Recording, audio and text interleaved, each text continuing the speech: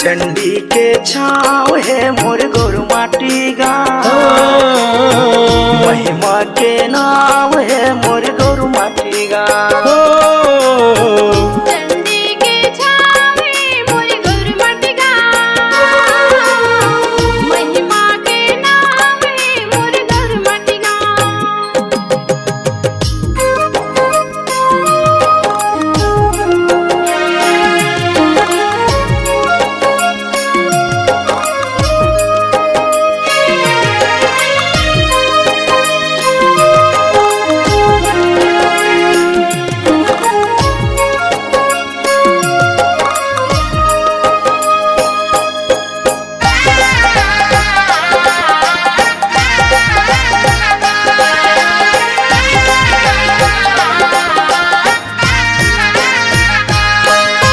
धरती पर के छैयाव दाई ब्रह्मा विष्णु लागे, ब्रह्मा विष्णु लागे ओ दाई, ब्रह्मा विष्णु लागे।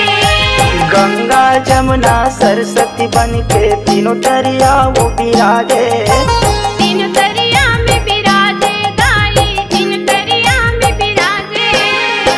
चंडी के छाव है मोर गोरु माटी गाँव, महिमा के नाम है मोर गोरु माटी गाँव। चंडी के छाव है मोर गोरु माटी गाँव, महिमा के नाम है मोर गोरु माटी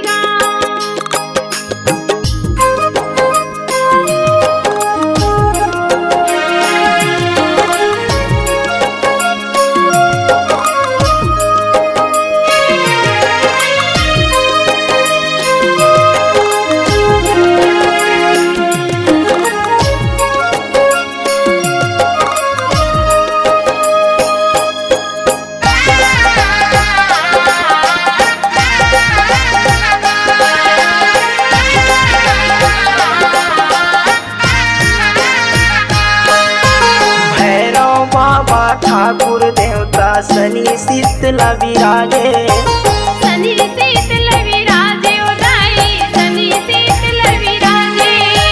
गाँव के सेवा बजैया भैया तोर जस महिमा लगाए, तोर जस महिमा लगाए ओ दाई, तोर जस महिमा लगाए।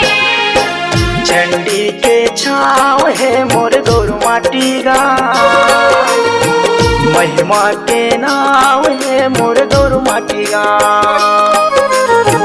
चंडी के छाव है मोर गोरु माटी गाँव,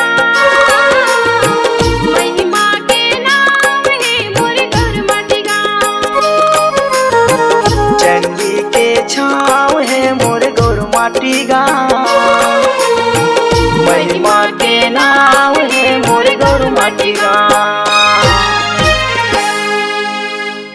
साधना म्यूजिक में आपका स्वागत है। हमारे चैनल को लाइक शेयर व सब्सक्राइब जरूर करें।